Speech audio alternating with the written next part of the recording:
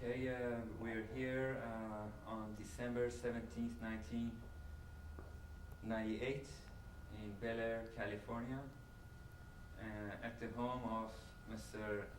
Jimmy Meyer, the son of Meyer Abdullah. Mr. Jimmy Meyer, thank you again for accepting another interview with us and giving us your time. And as we discussed before, went through the history of late Meyer Abdullah's contributions to the Jewish-Iranian society in Tehran, I would like to ask you to start by mentioning the highlights of the early life of Mr. Meyer Abdullah, where he was born, when he was born, and what he did when he was in Iraq.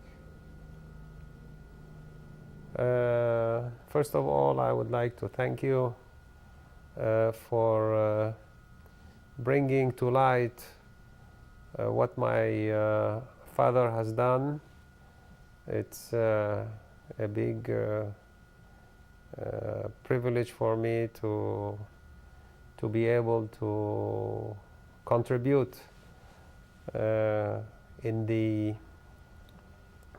the history of what has been done, from what I know at least, because I have spent most of my life in Switzerland and I know things from when I was a small kid, and besides this, from what I heard from my father personally.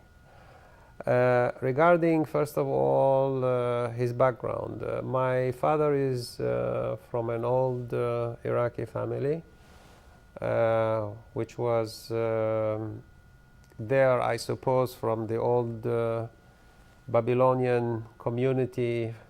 If we go back to history, in the time of Nabucodonosor, who conquered Jerusalem, and while most of the community came back to the Holy Land, Israel, with Nehemiah and Ezra, part of the community stayed where they stayed, and actually we are descendants of this part of the Jewish community, which is called the Edot Bavel.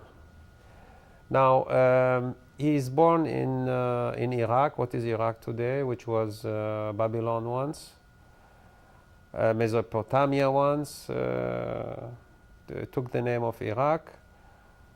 He was born in Iraq during the Turkish occupation, the Ottoman Empire, in 1903.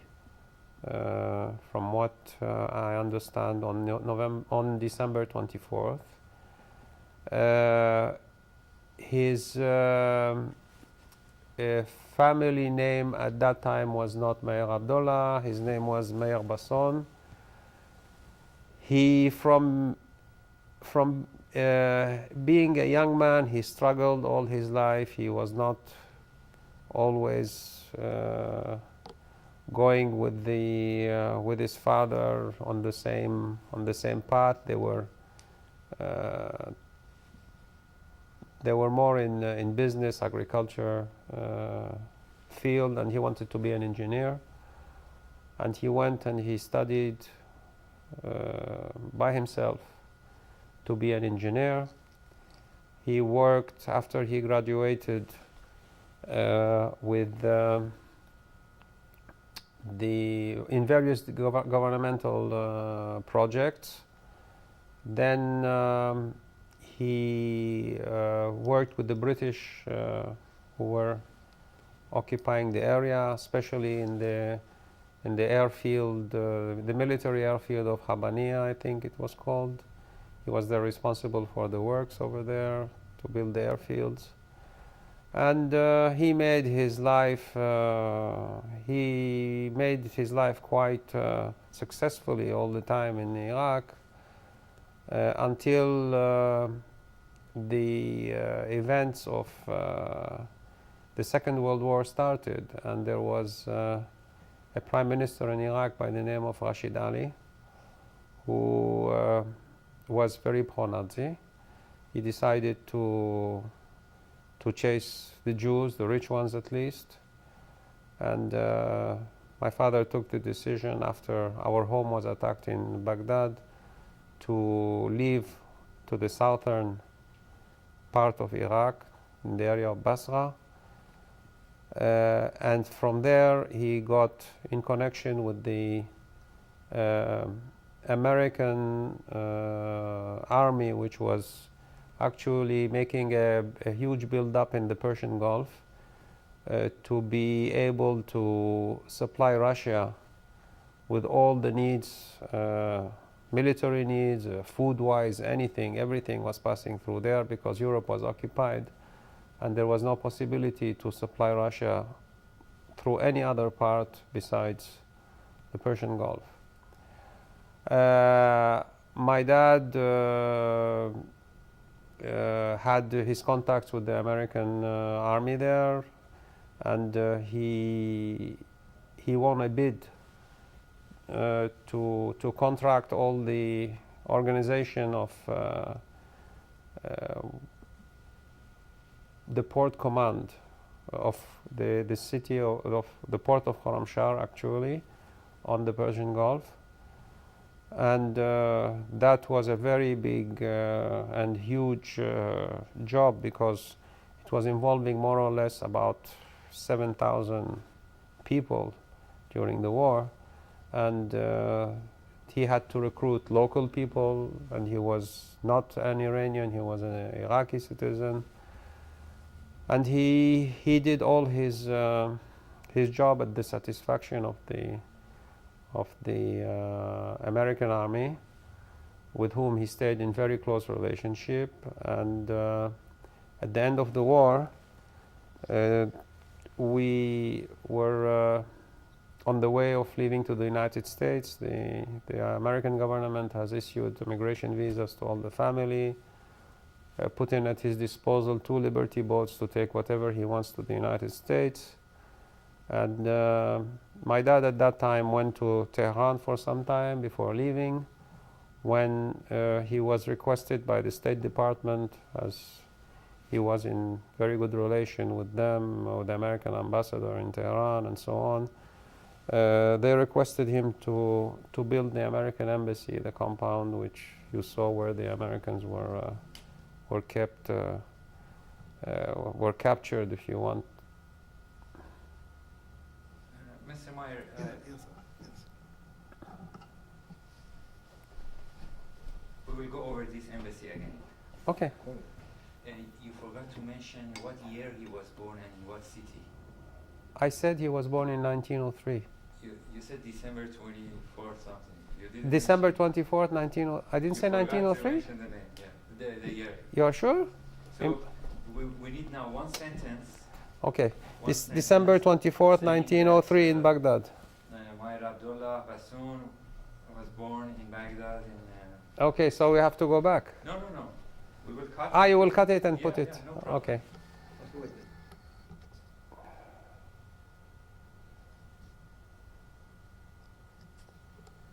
And after we finish that part, We come back to the... Okay.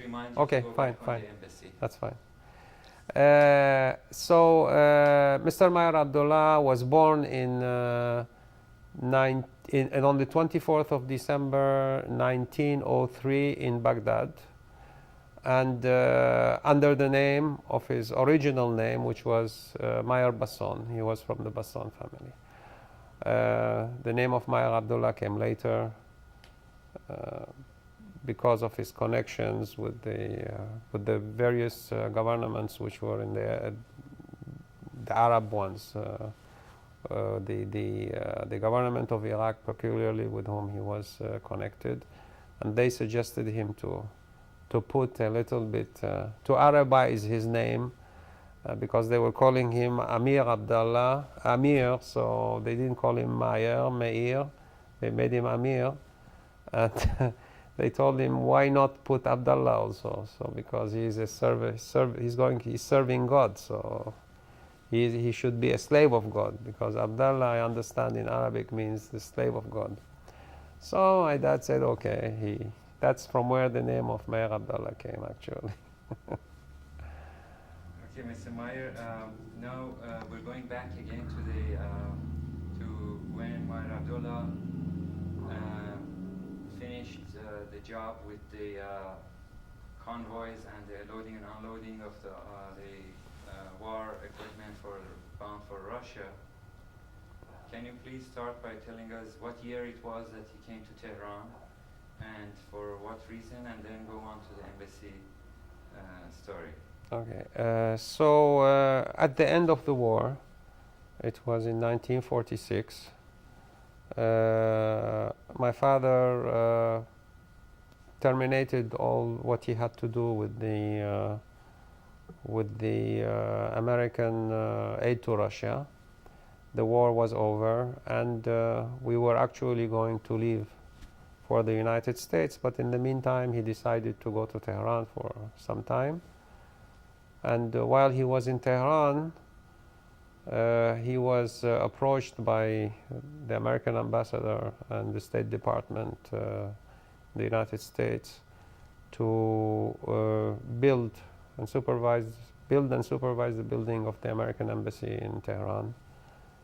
That was in 1947, and as he was in a very friendly relationship with the American authorities, he actually accepted the demand, and instead of leaving to the United States, he continued staying in Tehran. During the time he stayed in Tehran, he had quite a big contact with the Jewish community. It was the Persian one, the Iraqis who came to Iran at that time.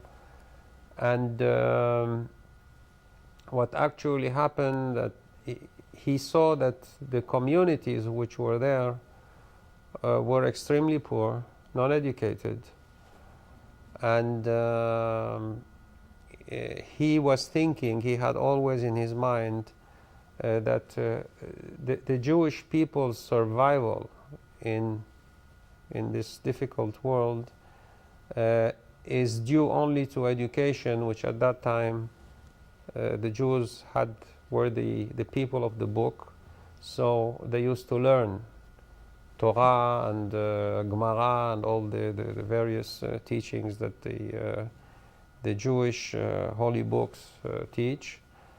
And while this century went to a big evolution in thinking, in knowledge, and so on and so forth, he thought that for the Jewish community to survive in a strong way, it was important to give them an education which they didn't have. And as he used to say always, an educated person is worth 10 non-educated person, and that would multiply by a big plus for the Jewish community, which was actually a very small minority. So from that came the idea to try to help in the field of education of the Jewish communities, Iraqis as well as Parsis. And the first thing he did is he helped in building the Alliance School, which I think was among the first things he did. Then he went for a much bigger project to make a civic center for the Jews, which I would call, where there would have been a school, there would have been what they call Olam Smachot, which actually a big Excuse me. Let's start this section again. What you're saying is a community center for the Jews, yeah, including a school, and you know what Olam Smachot is? Nah, Salon Jashna. Where Olam Smachot, it's a big A wedding, no. Meyer, why don't you please start by saying that in pursuit of his educational goals, what were the contributions of Meyer Abdullah in the city of Tehran? The first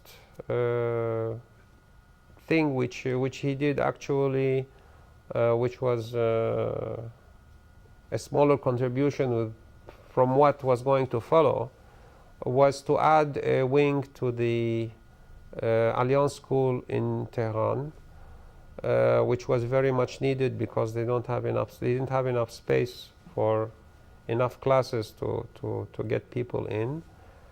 Then after he did that, he saw that it was not covering the needs of the communities there, and he decided to go on a much bigger scale, which was building a civic center which comprised, which was formed of various activities which were in there.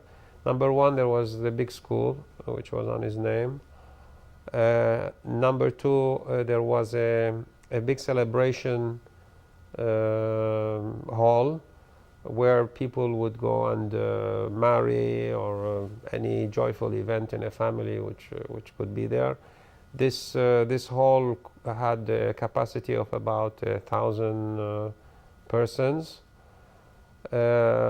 Besides that, there was also a big sports center with a swimming pool, a basketball field, a little bit everything, gymnastics, whatever sports which could have been done in that time. And there was I think at that time it was the biggest synagogue in Tehran.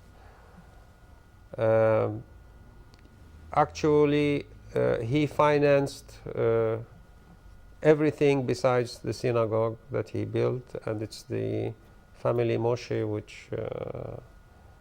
who actually financed that peculiar synagogue project. Now, maybe we'll. Careful. You know what? Take maybe. Okay. What I wanted just to give a small detail. It's about the building of the school. It was more or less terminated end of 47, beginning of 48. And the management was done by a committee of the Iraqi Jewish community in Tehran. Very well. Mr. Meyer, can you go over the events after finishing the school? Because I know that Mr. Meyer Abdullah had a lot to do with the building of the new Tehran and all the streets and etc. During his stay in Tehran, my father who was a very active person, was not didn't content himself to build the American embassy and the school. He had to do some more, and he had at that time actually the municipality of Tehran was in contact with him, and they asked him if he could take care of developing new arteries, which is boulevards, streets in the city, which were not asphalted, which were not planned. And as my father bought from the American army, when they left a few asphalt plants and all the machinery necessary to do all this, he reinforced this fleet of machinery and whatever needed to build all these roads and plan them. And he started a very big work for the municipality of Tehran, which ended by the building of something around 170 boulevards and streets, which were asphalted and built according to what the municipality needed. And also about his relations with the Prime Minister Qavam Saltani, if you can add a little bit. Yeah. My father was in very good relation with the government of Iran, and peculiarly with the Prime Minister of that time, Mr. Qavam Saltani. They used to meet. Well, I remember I was a kid at that time. They used to meet quite often. They used to come. He used to come. The Prime Minister used to come to our home, and beside this, my father was invited in various occasions by the Prime Minister. I cannot tell you what they talked about or what was, but I know that at a moment there was the important problem of Iran entering with the Arabs in the Israeli-Arab war, which was prevented more or less by my father convincing the Prime Minister that actually Iran shouldn't, it was not a business for Iran to enter in this, as he doesn't consider them as Arabs. They were from another race, who actually was always in good relation historically with the Jewish people.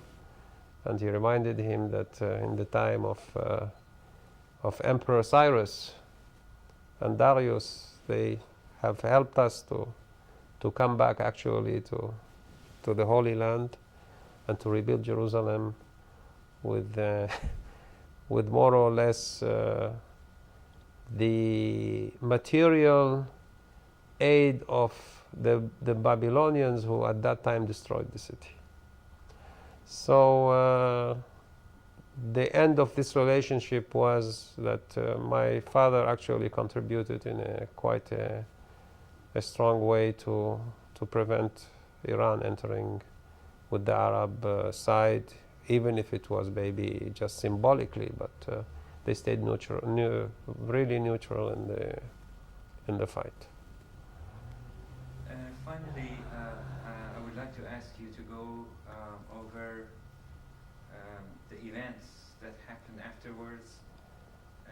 How and when did Maher Abdullah leave Iran, and what did he do, and how and when he passed away?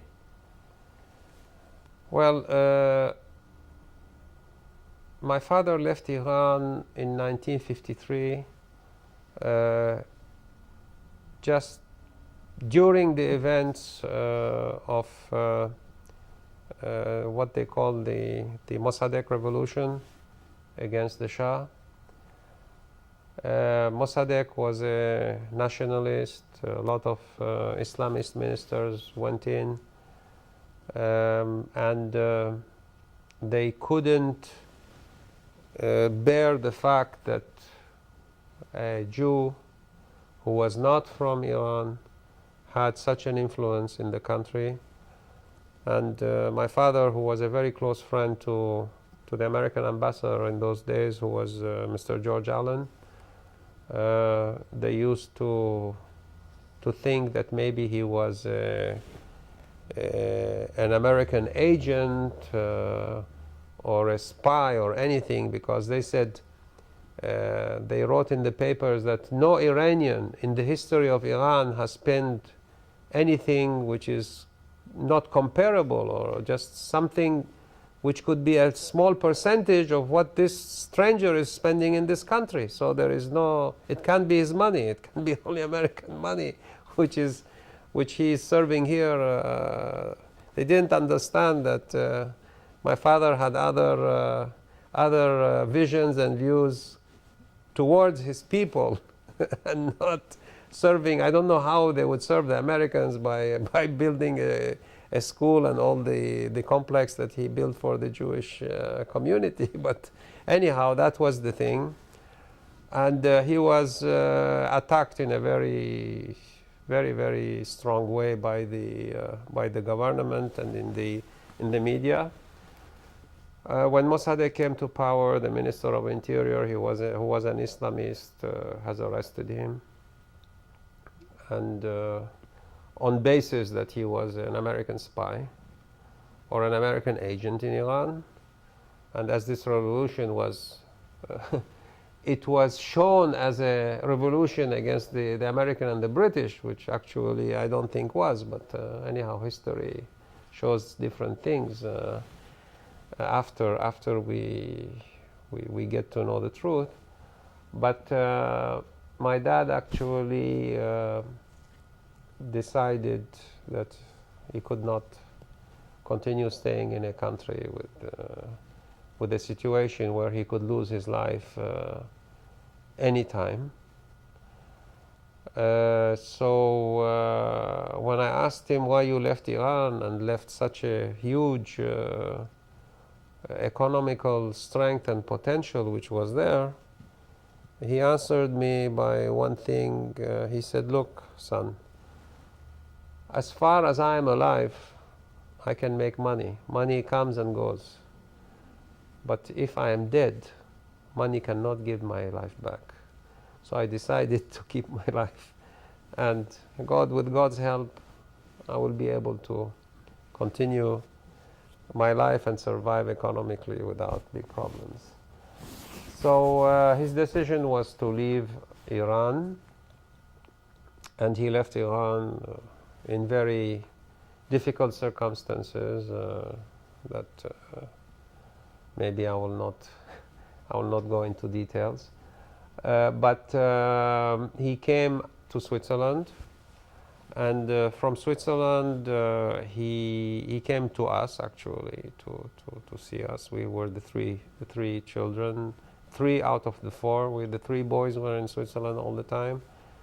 Then my mom and my sister came, and then he arrived. He was the last one. I remember he arrived, I think it was the month of May 1953. During his stay in Switzerland,